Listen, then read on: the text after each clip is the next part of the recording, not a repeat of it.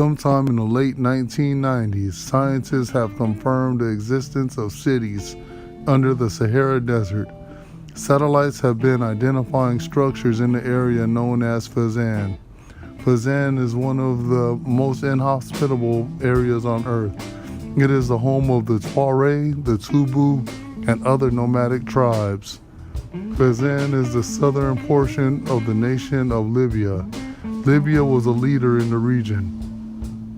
Its leader, Colonel Gaddafi, had defied the U.S. and invaded Chad. The Tuareg and the Tubu met Colonel Gaddafi in northern Chad and turned him back. Colonel Gaddafi, years later, attempted to create a gold-based currency backed with gold in cooperation with other African countries. At the time, a civil war started in Libya. Colonel Gaddafi was killed by a lone gunman while a crowd hailed him. Along with Colonel Gaddafi, the dream of an African-based currency also died, and other leaders of the countries, they learned their lesson.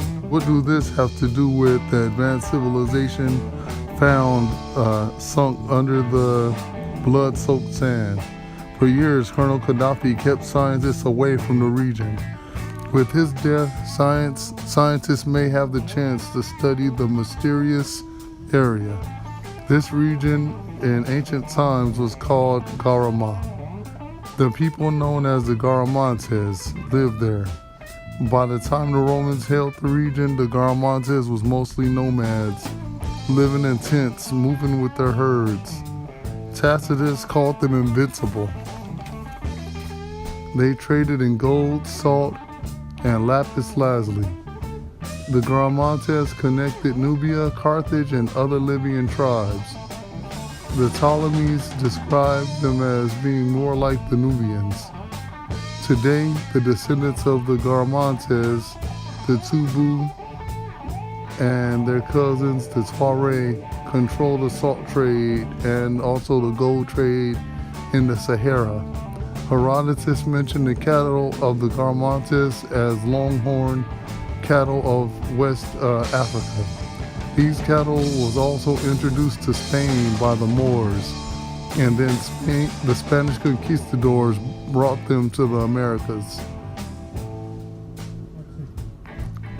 The Garamantes was highly advanced with large fortified cities organized into towns and villages. They used the Libyan script.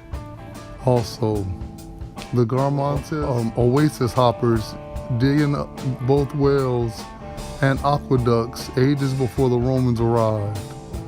Also, their form of warfare, they would attack and then retreat into the desert, and as they're leaving, they'll be burying the whales, so then you die of thirst on the way to go try to get them. Garamantes also built pyramids. The early pyramids were large Egyptian-style structures. The later pyramids were more like the Nubian pyramids. The Garamantes are connected to the C group, and this group was a Libyan group, biologically indistinct from the other Nubians. Their capital was called Garama. The capital of Garamantia was Garama. Kerma was a matriarchal society. So was the Garamantes.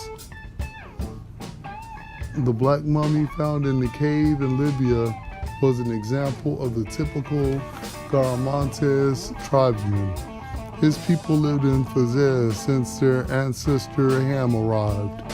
If you are wondering about the origin of the light-skinned Libyans, well, here you go. First evidence of black people in the area that it was supposed to be, but we hadn't had evidence of this. This was the beginning of an extraordinary quest that would ultimately reveal an unknown African culture. The Egyptians called the population of the neighboring Libya Tahinu. They were pictured with dark complexion and curly hair. Then for some time another tribe Tamihu was described and pictured as inhabiting Libya, Cyrenaica. The Tamihu was quite different race whose skin was white and who had blonde hair and grey eyes. These represent Greek and Spartan settlers of the Libyan coast at the time. Siwa Oasis page 75. These were the Greeks that settled in Libya after the Sea People's invasion when they defeated them. And they went quote unquote native and wore Libyan clothing. The Romans made no mention of light-skinned Libyans, but Claudius complained about the Roman ladies lying with Mauritanians and Numidians and making Ethiopian hybrids in the 4th century AD. So the Sahara seemed to have been the home of all the sons of Ham, Cush, Put, and Miriam, and also Canaan. These people built many cities. As the Sahara dried, the Nubians and the Egyptians went to the Nile Valley. The Canaanites went to Syria, and Put, well, he stayed put. And that's where they got the name, I suggest. They stayed in their country worshiping the horse as Set and also Athena as Nymph. And here they remain despite drought, war, dictators. But they have some relief.